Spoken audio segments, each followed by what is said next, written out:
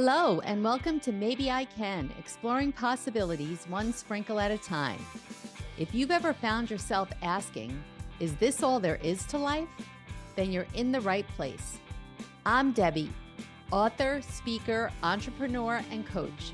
And every Tuesday, I'm here to share a sprinkle of hope and inspiration.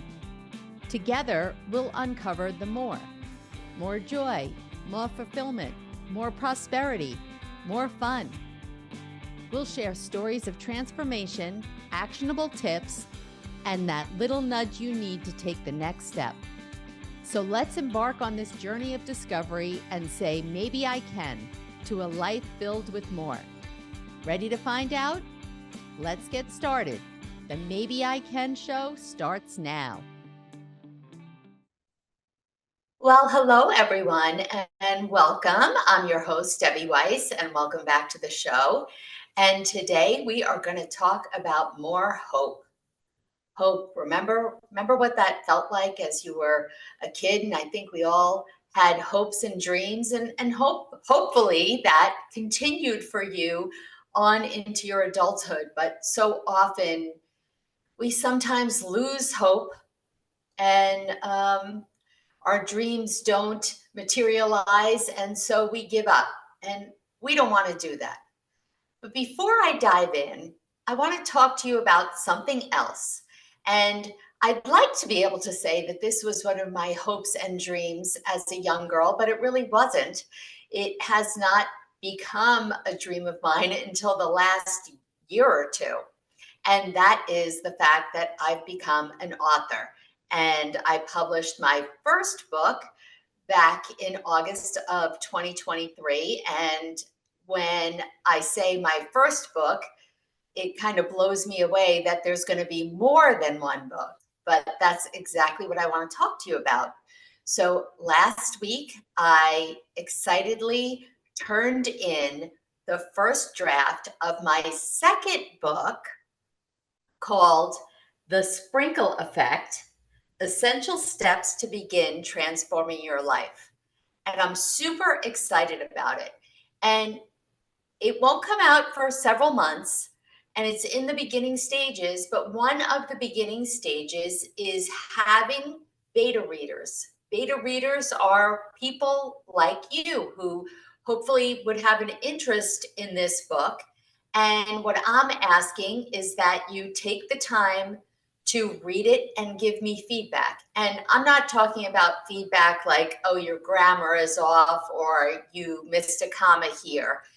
That type of edit will come later on down the line. This is really just the first raw version. And I want feedback on, did it land for you? Did this not make sense? I want more here. I don't want, to hear so much about this story that you're telling me, too much detail. I mean, I really want the honest truth.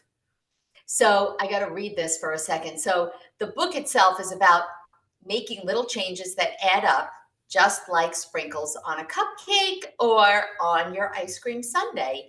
It's a simple guide, and it shows you how small tweaks in areas similarly to what we've been discussing, like mindset, resilience, connections, they can all bring color and joy into your everyday life. And each chapter has easy to follow steps. So at the end of each chapter, it has activities that I ask you to complete in order to fully get the effect of that sprinkle, so to speak. So as a beta reader, I would ask you to do those activities because I want to know if you felt they were valuable or not. You do need to commit to reading the manuscript and providing feedback during a 2-week period of time. That's most likely going to be between June 3rd and June 17th. You also have to read it on the computer. So I know that might be a problem for some people. You can't print it, and it won't be on Kindle or anything like that. So if you're interested, please go to the show notes, and there is an interest form there. Just fill that out. It'll give you a little more information. If you have any questions, just email me at debbie@debbierweiss.com. And thank you so much to any of you who are interested. Really, really appreciate it. All right. So let's start to talk about hope. Hope. So the definition of hope is a feeling or expectation and desire for a certain thing to happen. And as I said in the intro, I can think back to my own life and being a little girl, what were my hopes and dreams, and I had it. I don't know where, I guess it doesn't matter where it comes from. It comes from some place inside of you. And I knew when I grew up that I was going to be a teacher. That was my hope. I was going to be a teacher. I was going to get married at 27. My husband was going to have dark hair. I want to say tall, dark, and handsome. I guess that was kind of it, tall, dark, and handsome, but not too handsome, if you know what I mean. And funny and loving, and of course, just the perfect husband. And I would get married at 27, and we would have our first child when I was 29, and that would be a boy. And 2 years later, I would have a girl, and that would complete our family. And we'd live, in a nice house in a nice neighborhood, like nothing crazy, right? I didn't have dreams to change the world, and I didn't have big, hairy dreams like, I want to be a billionaire and, live on a cliff somewhere. I didn't have any of those dreams. Those were my dreams. And, as life happened and things change, it didn't really turn out the way that I dreamt it. And I think often as we go through life, either, I don't want to say our dreams get crushed, but you do hear that so many times, right? I did want to be a teacher, but I remember my mother saying to me, I don't want you to be a teacher. Because meaning when my mom was growing up and going to college, women didn't have many options. They could either be a teacher or a nurse. That was what was common, right? Most women weren't allowed or didn't go into other fields. And she said, you're the first generation that can do anything that you want. Why would you pick a teacher? And so I guess I understood what she was saying. I don't really recall the moment where I kind of gave up on the whole teacher idea. And I didn't know, as many young people had, I didn't have any other idea what I wanted to be. And so I had one grandfather who was a CPA, and I had another grandfather who was an attorney. And I just said, okay, I'll be an accountant and then I'll go to law school. And I wanted to be a sports attorney. I wanted to be an attorney who handled contracts for professional athletes. And I was excited about it. And I did get my undergraduate degree in accounting. And I actually took the LSATs to get into law school. And right before I started applying, I got engaged. And, it was like, okay, well, how can I go to law school? I'll go to law school later. And I wound up not getting married to that fiance. It's a good thing. I was crushed at the time, but things work out for a reason. And so as soon as I graduated, I just started working as an accountant.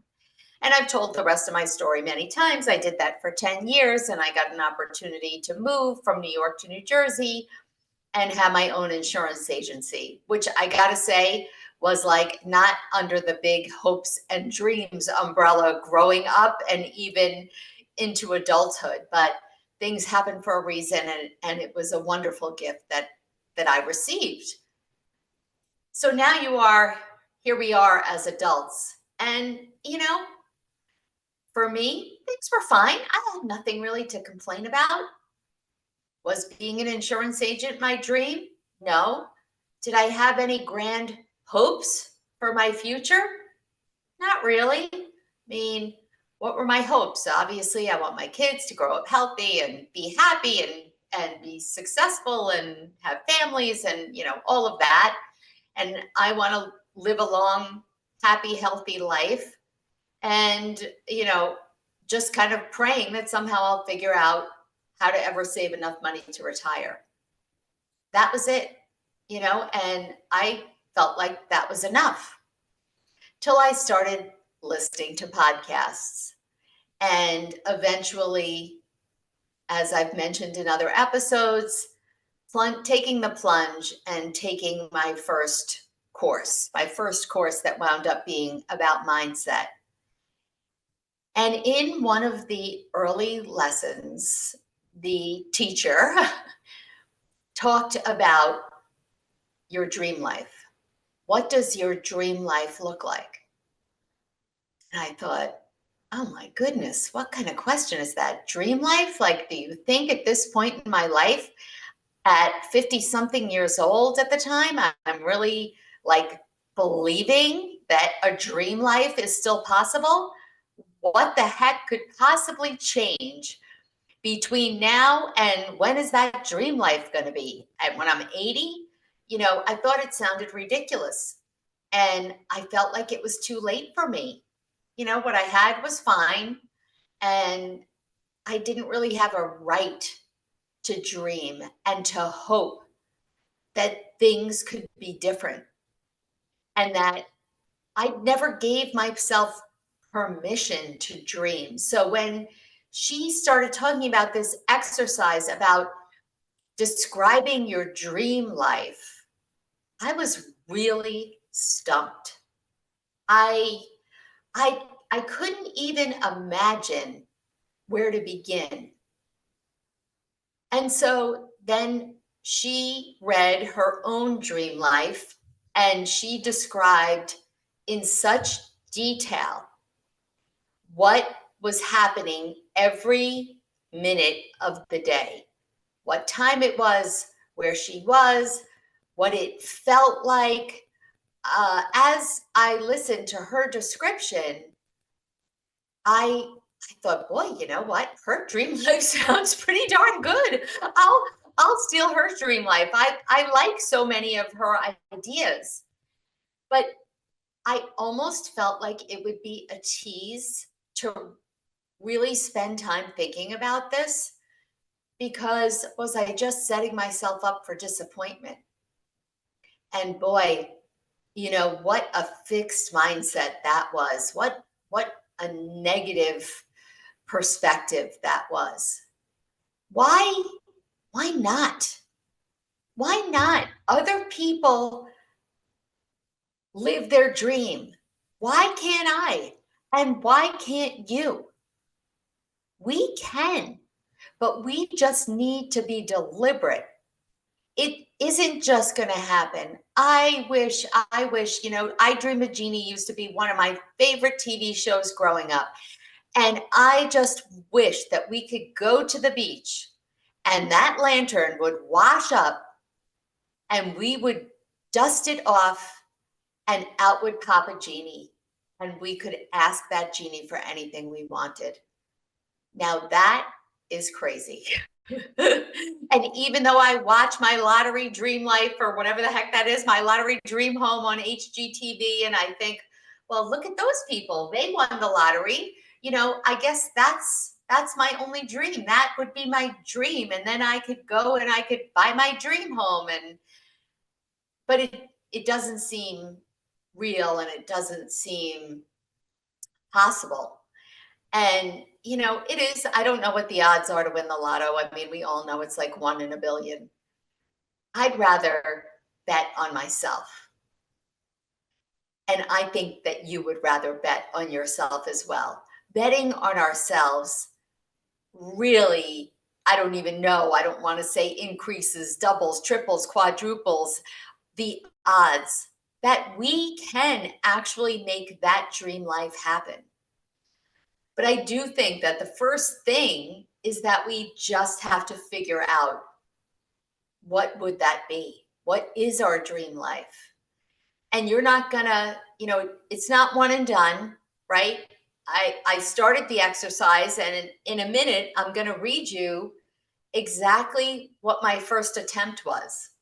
And it's a little bit embarrassing because, I wrote it not thinking that anybody else was going to ever hear it, but I am not editing it. So this is my first attempt at this exercise while taking that course. And I have to say before I start, I mean, the woman that I took the course from, hers was in a lot more detail than this, but again, this was my first attempt. Okay, here we go. My new company will grow into a multi-million-dollar business that will help thousands of people regain their lives and sanity by reminding and teaching them to take care of themselves. I will be on the board of directors, and Ben will be running the company if he chooses. If not, I will hire a CEO so I can semi-retire. Every day I will wake up in my beautiful bedroom and be smiling just thinking about the day ahead. I will do yoga, meditate, journal, and eat a healthy breakfast. I'll then get ready to go to an exercise class or play pickleball with friends. In the afternoon, I'll work for a few hours and then enjoy the day and evening with my loving, adoring partner. He will be someone who is positive and believes that anything is possible. He will be a source of light and energy and someone who can make me laugh and is good company. In the evening, we'll watch a show or read a book. I will be a reader. Sometimes we'll go out with friends in the evening, and other nights we'll enjoy a quiet evening. We'll enjoy and appreciate the sunshine and our beautiful surroundings. I will see Sam and Ben as often as possible. I will be a big part of my grandchildren's lives. I'll be there to watch their games, recitals, etc. They will know just how much I love them and will always be there for them. My life will be filled with joy, love, and happiness. I will appreciate the gift of every day and will make the most of it. I will travel several times a year to Europe, different parts of the United States, or a tropical location. I'll travel with my partner, friends, and/or family. We'll fly first class and stay in beautiful hotels with wonderful service. We will have the VIP package and get to see all the sights of our destination. I will live a long, happy life. I will eat a healthy diet and make exercise a daily priority. I will enjoy massages and facials whenever I like. I will have abundant financial wealth that will allow me to enjoy the finer things in life. I'll have a home in Florida, one in Rehoboth Beach, and another wherever the kids live. Each home will be beautifully decorated. I will be able to pay for my grandchildren's education and have enough money to leave my family so they'll never have to worry. Okay, that's as far as I got. That was my first attempt. And this was, I don't know, maybe a couple of years ago. So when I read it now, there's things that I would certainly change, but you get the idea. When I read all of that, now I have to be honest, the first thing I thought to myself is, well, how the heck is that going to ever happen? It's a lovely dream. It's wonderful to hope that it'll happen, but how? And the next part of the exercise that we were given was to read this out loud every day. And I did it. I did it for several weeks. And then I have to say the habit kind of went to the wayside. But each day that I read it, I did start to gain a feeling of excitement and, well, maybe, and why not? And how could I start to make this happen? You know, when I first came up with it, or when I first heard the idea, I thought, how? This is impossible. Like I said, I had a negative mindset and all the self-doubt and the limiting beliefs came up. I could never make that much money. Oh, if I did make, what would I sell people? How would I do it? I don't want to be some kind of gross salesperson. That's just not me. You know, that's for somebody else. And I don't know anything about this. I don't see, I'm not worthy to do this. I am not up for this. I don't have what it takes. I don't have what it takes. I don't have the time left in my lifetime to make all of this happen. All of those self-doubts, those limiting beliefs that we talked about several weeks ago, those stories that we tell ourselves, that we got from other people in our childhood, messages that we've believed about ourselves for a lifetime, come back to haunt us. It feels impossible.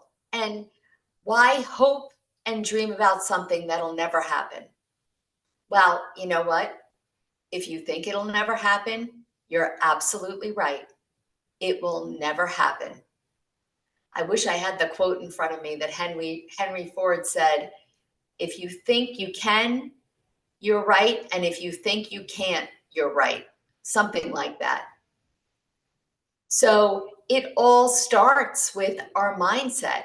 And the more that you review this dream life, the more that you start to read it, you do kind of like get that, I think I can from that book mindset. So there is definitely something to it. And now that you have that hope, that you have that dream, you can start to figure out, okay, well, what am I going to do? What is one small little step that I can take that might move me in that direction? And it gets to be exciting. You've got to break it down. I said one of my first sentence was that my new business was going to become a multi-million-dollar company. Well, at the time that I had taken this course, I was in the process of launching a new business. And well, why not? Why couldn't my new business become a multi-million-dollar company? Other people's businesses did. But what I realized was, again, Jeannie, she's not coming. It was going to take me making the effort and figuring out what those steps were and are to make that business a multi-million-dollar company. Now, spoiler alert, that business I wound up leaving and pivoting to something different, but that's okay. That's okay because I'm still on the journey, right? Even though it might not have been that particular business that I was writing about then, that's all right because I took steps, I took action, and I had belief, and that spurred me forward. The minute that we start to give up hope, we're done, right? I mean, I had basically given up hope of having any more than I did. And was I 100% satisfied? No. Was I 100% dissatisfied? No. But why not live the dream? I mean, we are on this earth for such a short amount of time. Don't you want to make the most of it? I know that I do.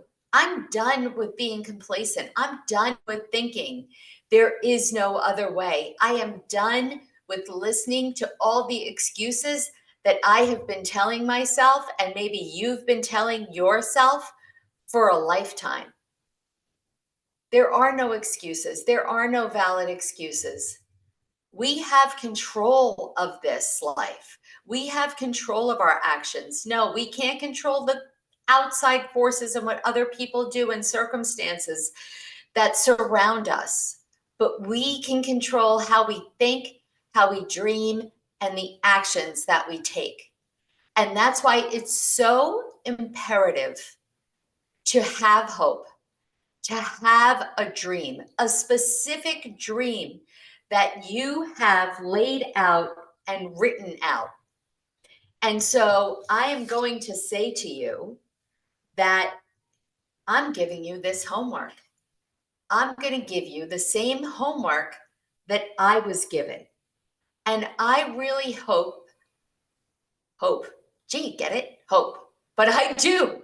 I really hope. I wish I could jump through this microphone and jump through this camera and shake you and say, listen to this, because this started it.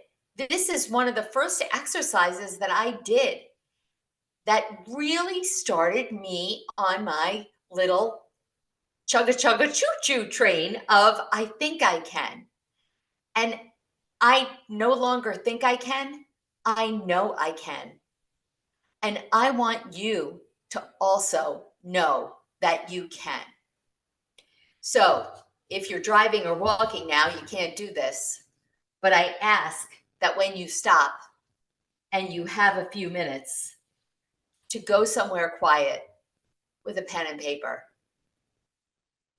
take a few deep breaths, get away from whatever was going on in your day-to-day life and close your eyes and imagine what that dream life would look like in as much detail as possible. As I read mine now, I realized that I was just scratching the surface. As much detail as you can add. Focus on what you hear, what you smell, what you feel, the sensations around you, who you're with, and describe that typical day. And really tap into what it feels like you could jump into your story.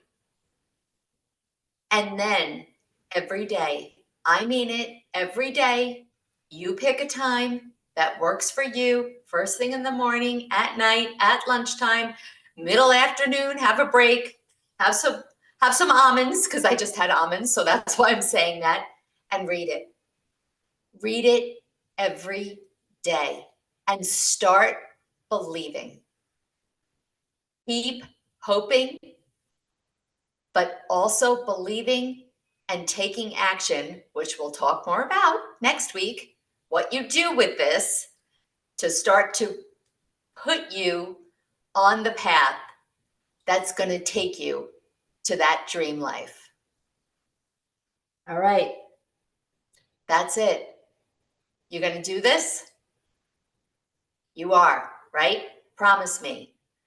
Because it is going to just get you excited for what's waiting out there for you. Until next time.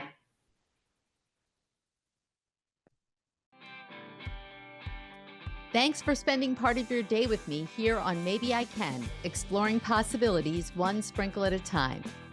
It's been great having you, and I hope you're leaving with a spark to light up your journey to more.